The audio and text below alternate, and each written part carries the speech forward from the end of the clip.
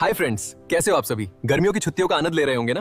पिछली क्लासेस में हम लोग प्रॉफिट एंड लॉस के सवाल हल किए थे और आज से हम साधारण ब्याज के सवाल हल करेंगे। चलिए शुरू करते हैं। दोस्तों, अगर आपने अभी तक हमारे YouTube चैनल को सब्सक्राइब नहीं किया है तो भाई लोग प्लीज यार चैनल को सब्सक्राइब कर दो और वीडियो को लाइक, कमेंट और शेयर भी कर दो। चलिए अब क्लास स्टार्ट करते हैं। परीक्षा हॉल में बैठे हैं, टाइमर टिक टिक कर रहा है और तभी सामने आ जाता है साधारण ब्याज यानी सिंपल इंटरेस्ट का सवाल।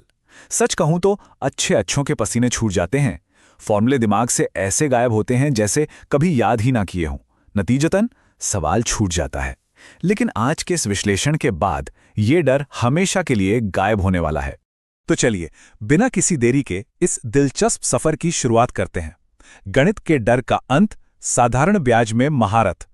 आज के इस विश्लेषण में हम बिल्कुल जीरो से शुरू करेंगे और एकदम एडवांस्ड लेवल तक जाएंगे। मेरा वादा है इसे इतने आसान और प्रैक्टिकल तरीके से समझेंगे कि आगे से कोई भी सवाल चकमा नहीं दे पाएगा। आइए जल्दी से आज के रोड मैप को समझ लेते हैं।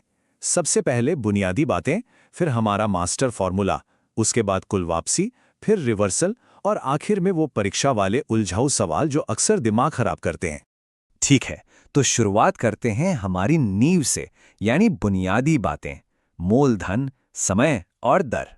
सबसे पहले बात करते हैं मूलधन की, जिसे हम अंग्रेजी में प्रिंसिपल कहते हैं और पी से दर्शाते हैं। इसे बिल्कुल ऐसी समझिए जैसे वो शुरुआती नकद जो बैंक में जमा किया गया हो या फिर जरूरत पड़ने पर किसी दोस्त के हाथ में उधार के तौर पर दिया गया हो। बस यही हमारी शुरुआत है। इसके बाद एंट्री होती है समय की, यानी टी। ये वो अवधि है, वो टाइम है जिसके लिए पैसे को यूं ही बढ़ने के लिए छोड़ दिया जाता है या फिर जितने समय के लिए कर्ज लिया जाता है। और ध्यान रखने वाली बात यह है कि बैंक आमतौर पर इसकी गणना सालाना आधार पर करते हैं, यानी इसे वर्षों में ही गिना जाता है। और हमारी रेसिपी का तीसरा सबसे खास इंग्रेडिएंट है दर, जिसे आर कहते हैं। ये वो प्रतिशत है जिस पर बैंक या साहूकार अपना ब्याज जोड़ता है। अब अगर इन तीनों मूलधन, समय और दर को एक साथ मिला दिया जाए तो समझिए हमारे गणितीय फॉर्मूले के सबसे जरूरी तत्व एकदम तैयार हैं।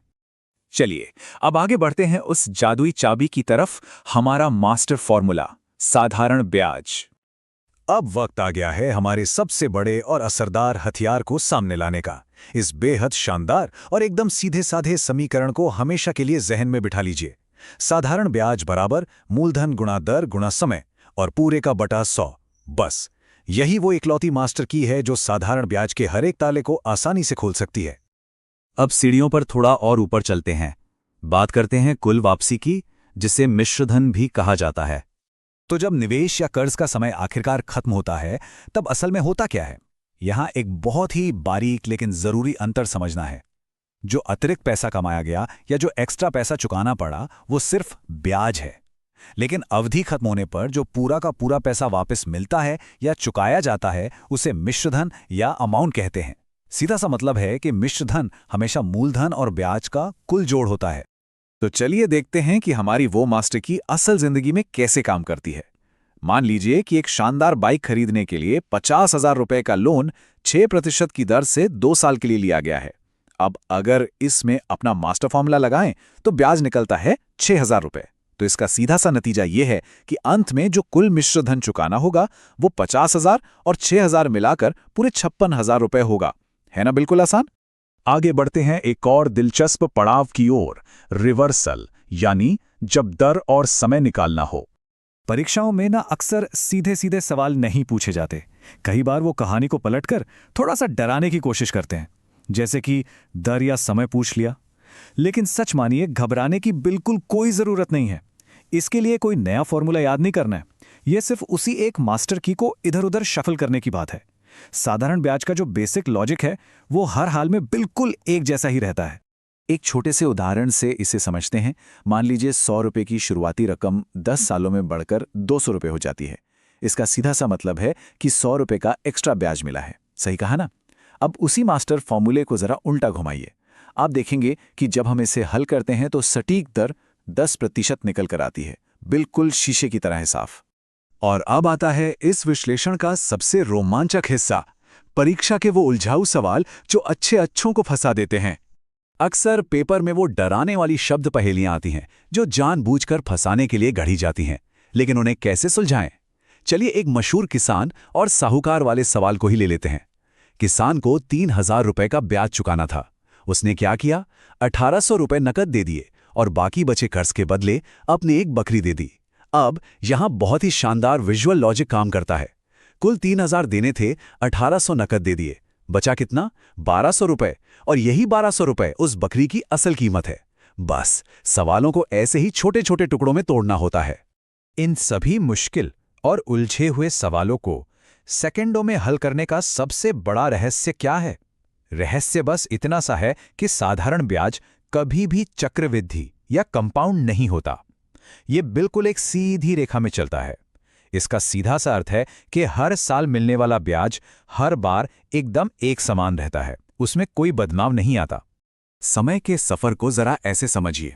ये एक ऐसी समस्या है जो कई सालों तक चलती है। अगर कोई राशि 4 साल में 5,000 हो रही है और 10 साल में 6,500 हो जाती है, तो यहां पर एक समान वृद्धि की जो प्रकृति है उसे बहुत ही साफ तौर पर महसूस किया जा सकता है। आइए इस गुत्थी को थोड़ा और सुलझाते हैं और देखते हैं कि ये सब कैसे जुड़ता है। 4 साल और 10 साल के बीच का अंतर हुआ 6 साल, ठीक है? और इस दौरान मूल्य में जो अंतर आया वो है 1,500 रुपए, यानी 6 साल में 1,500 रुपए का ब्याज बना। अब अगर 1,500 को 6 से भाग दे दें तो हर एक साल का शुद्ध ब्याज निकलता है बिल्कुल सटीक 250 रुपए। अब इस पूरे लॉजिक को आपस में जोड़ते हैं। अगर 1 साल का ब्याज 250 है तो 4 साल का लगातार ब्याज हो गया 1,000 रुपए। अब सोचिए, अगर 4 साल के बाद कुल मिश्रधन 5,000 रुपए था और उसमें से 1,000 रुपए तो सिर्फ ब्याज के ही हैं, तो शुरुआत में मूलधन क्या रहा होगा? जी हां, लॉजिक एकदम साफ है। शुरुआती मूलधन 4,000 रुपए ही था। तो देखा जाए तो अगर हमारा ढांचा और सोचने का तरीका सही है तो परीक्षा का कोई भी सवाल डरावना नहीं लगता। बस आज के इस विश्लेषण से कुछ अहम बातें पल्ले बांध लेनी है। अपनी उसी पीआरटी मास्टर की पर पकड़ मजबूत करनी है। ब्याज और मिश्रधन का फर्क हमेशा याद रखना है।